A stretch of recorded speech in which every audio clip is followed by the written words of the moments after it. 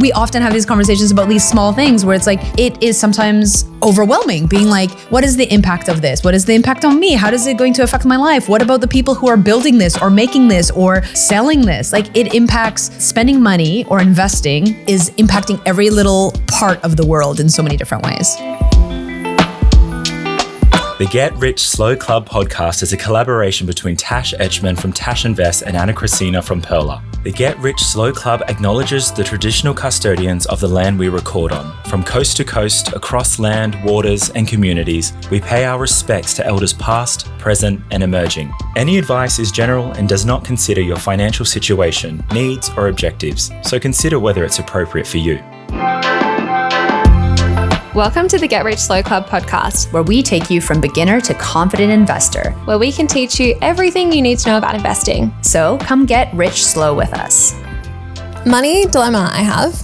I want to buy a thermomix, and I have thought about it for what I feel like has been a whole year, and I think I'm almost ready to buy the thermomix. So just for context, because I've heard a lot of things about the thermomix, but I don't know enough. I know that it is very expensive. Yeah, it's like a few $1,000s. I know that like some people say it's some kind of pyramid scheme. It is an MLM. Yeah, okay. You have to buy it through a consultant. Wild. Yes, and I've seen like a few people online that have them. Why do you want one? They're very cool. My parents got one. My dad got one. Oh. Yeah, and it just makes cooking so much easier. And some people they're just an overpriced blender, but it has the recipes like built in on the screen and it tells you all the steps, but it's like, it's a scale and like a mixer and like everything all in one. So it'll be like, oh, put in 500 grams of chicken and you just put it in and it weighs it for you. So you're not wasting measuring cups or like trying to weigh things on a scale or anything. So it'll be like, pour in this many grams of milk or whatever. And then it does like the steps for you and kind of tells you what to do. So it'll be like, set this thing to 2 and it'll like spin and cook or whatever. And it cooks in the Thermomix as well. Oh, so kind of, I didn't know about the cooking in it.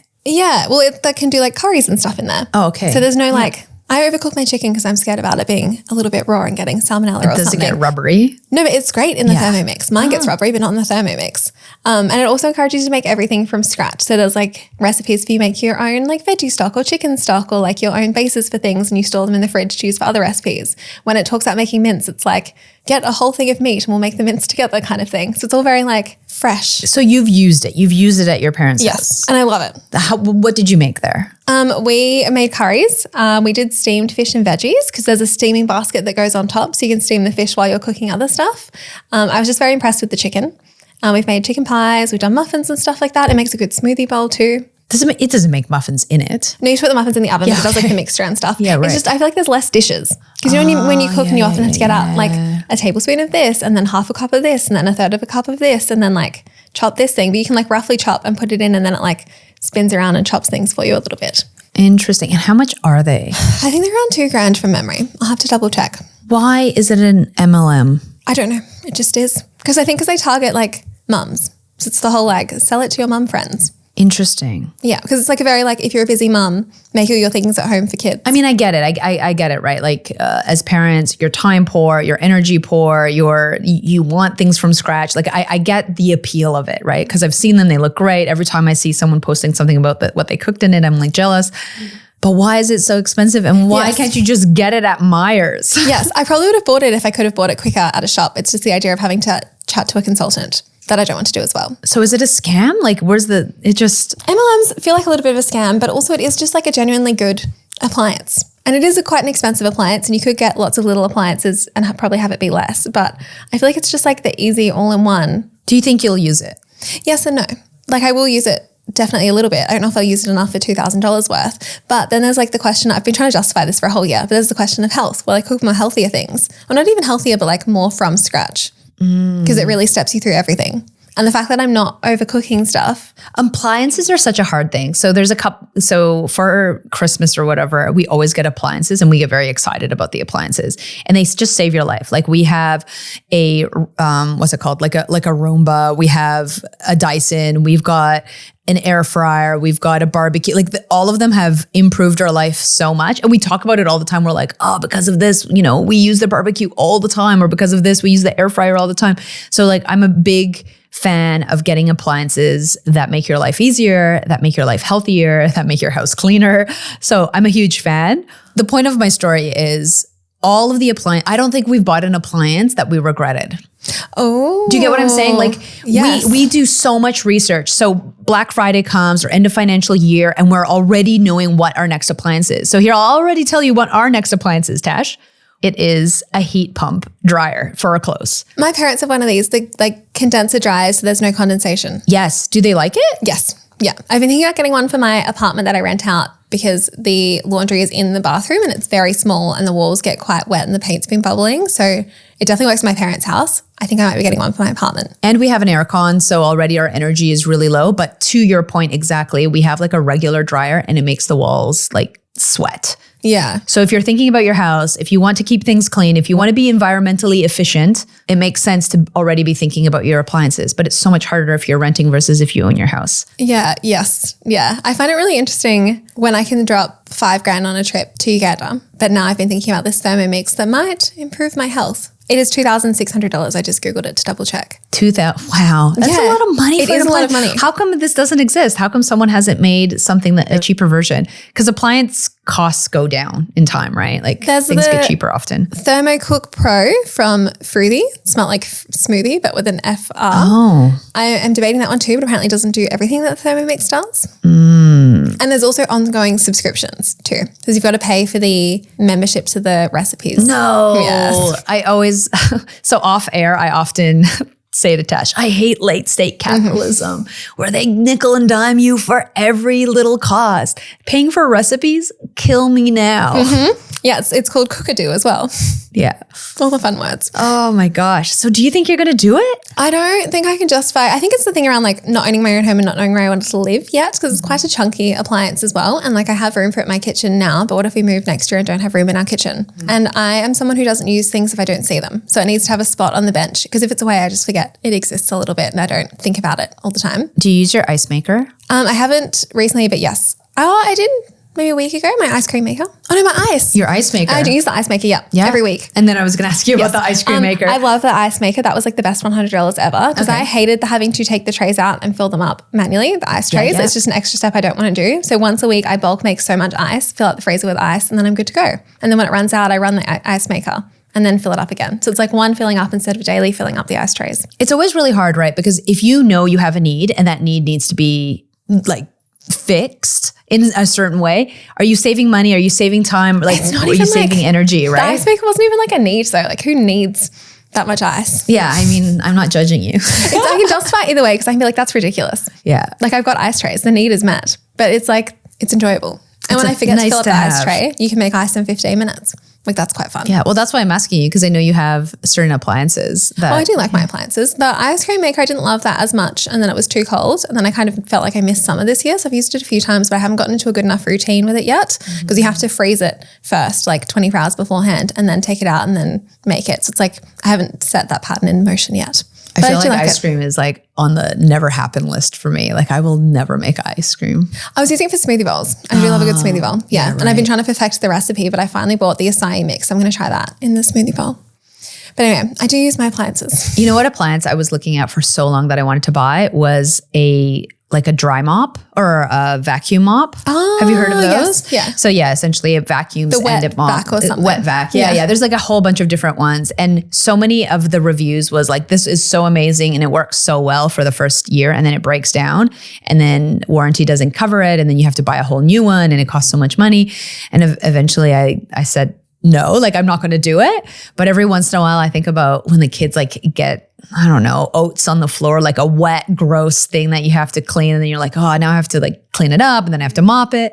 Anyway, so that was something that I did not buy, but I sat for a really long time in a very similar situation to you, being like, should I buy this mop? Yeah, this wet vac. This wet vac. Should I buy the wet vac? It's also part of me that doesn't want to have to like go back if I like something too much. Because if you're just used to like regular mopping and then you buy a steam mop, it's like this next big upgrade where you don't need to carry the bucket around with you anymore. But does it clean as good? I don't have a messy house compared to like when I used to work my old jobs where you really needed like a full bucket of bleach and a mop to clean. Whereas these days it's just me and my boyfriend and we don't, make that much of a mess. Yeah. But imagine with kids. I know. And it's like the back and forth justification. And then we've got like, I don't know. It's hard. Yeah. Thermomix options. So tell me. I think the 2,600 is too much. So I'm going to post and try and buy one secondhand that's still in warranty, because I imagine there would be people who bought them and then don't use them. It's one of those things that seems like maybe it's a fun idea and then people don't get around to it. Or I might try one of the different brand ones and see. Or do they maybe do a sponsorship deal? I've seen them work with other creators, but it seems like creators with families. And I don't know if I want to do paid work with a MLM. Because there's already a mental hurdle where I don't like supporting multi-level marketing schemes just generally. So if there was an alternative to a Thermomix that was very similar and not an MLM, I would buy it from the alternative, but it doesn't seem like there is. That's always the hard thing. It's like the ethical stuff too. So I don't know if I would do paid stuff with them. Maybe, I don't know. I'll have to look into it because some people seem to like, it doesn't seem as bad as an MLM compared to like some of the other more like skincare makeup ones, but maybe I'm just like looking at it positively in my mind. I'm not sure. Yeah, because it would make things easier for you, or at least you think they do, right? Maybe I would do sponsorship with Thermomix. It's not actually that. I have to be decided because it doesn't seem that problematic. This is like the conversation I have whenever I get any sponsorship offer ever. It's like, is this the ethical thing to do? And is this like the best thing to do? I'm weighing up pros and cons. But like Thermomixes help people cook at home. Like that's positive. Yeah. Well, it's so hard, right? Because it's the ethical thing. So speaking of ethical things, remember when I was talking to you about how I bought this thing on Temu that was like super cheap, but like I was searching for it everywhere. I felt so bad about it. I had a recent ethical dilemma. I was going to save this for a money win or loss, but I think it's in the context. It makes total sense right now. Is I went to the shops and I wanted to buy a new suitcase. And I looked at the price and it was like way overpriced. And I quickly looked online and I found it cheaper online on Amazon and was like, I'm just going to buy it on Amazon because it's like $100 cheaper. That's a lot of money. Wow, yeah. Went home to go buy it online and realized that I looked at the smaller size, not the bigger size, not the size I was looking at. So it was exactly the same price. And then I was like, oh, I'm not going back to the shops, but I would rather support small business than Amazon, but I'm already home. Am I going to drive half an hour? Anyways, I ended up buying it on Amazon and I like, it kept me up at night. Oh, like, no. This is where the ethical side where you're like weighing up the pros and cons of things that you want to do, spending money. How are you spending money ethically? Are you like, who are you supporting? What are you doing? Anyhow, so it was again, like, it wasn't even a money win. It was a money neutral, but like a life loss. Life loss. Oh, but then also you're saving the environment by not driving home. Like you could dive so much more into this if you kept going. But you know what I mean? Yeah. It's like we often have these conversations about these small things where it's like, it is sometimes overwhelming being like, what is the impact of this? What is the impact on me? How is it going to affect my life? What about the people who are building this or making this or selling this? Like it impacts spending money or investing is impacting every little part of the world in so many different ways. I've revised my answer. I think I would do sponsored content with Thermomix pending review of their MLM setup and talking to some consultants who sell them. Oh, there you go. Thermomix, reach out to Tash. I think it would overall net positive on the universe. Yeah, it's it's like these decisions that keep us up at night, right? So maybe I should just buy a Thermomix. Maybe. To be continued. Yes. Thanks for joining us on this fun discussion and insight into my brain. But it's also a good reminder to like not impulsively buy things. And like we both have things that we really think about for quite a long time. We have things that we like know we'll spend on spontaneously. Like I have like a mental allocation to random flights that I want to go on, but I have like a budget in my mind for that. But things like appliances definitely need a bit more thoughtfulness to them. And sometimes you just have to think it out and run the pros and cons. Especially if it's not like a necessity. Like when I moved into my house here, we bought like a kettle and stuff really quickly because we needed it, but they were cheap Kmart ones that I'd had before anyway. But yeah, different when you're thinking about, and not necessarily appliance. Yeah. And the ice maker I've been thinking about for years as well. So I'm happy to get that. I know you were so excited about that ice maker. You were like, look at this. Because it was cheaper. I was going to buy the $300 one. That was one I was looking at for years on Kogan. But then I saw them in Kmart for $100. It was like, I'd been thinking about it. It was cheaper. Kmart's been pretty good for appliances recently. So I bought it and it's been good. So yeah, hopefully a Kmart Thermomix will just pop up. Hopefully, in store. Maybe. We'll see. We're waiting. Kmart, we're looking. Kmart, please. Looking at you. Okay, bye.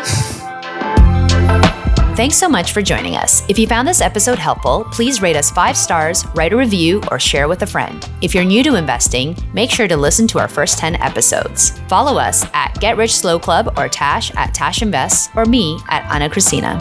This show was brought to you by Natasha Etchman, who is an authorized representative 1299881 of Guideway Financial Services, AFSL 420367, and Perla, who is an authorized representative 1281540 of Sanlam Private Wealth, AFSL 337927.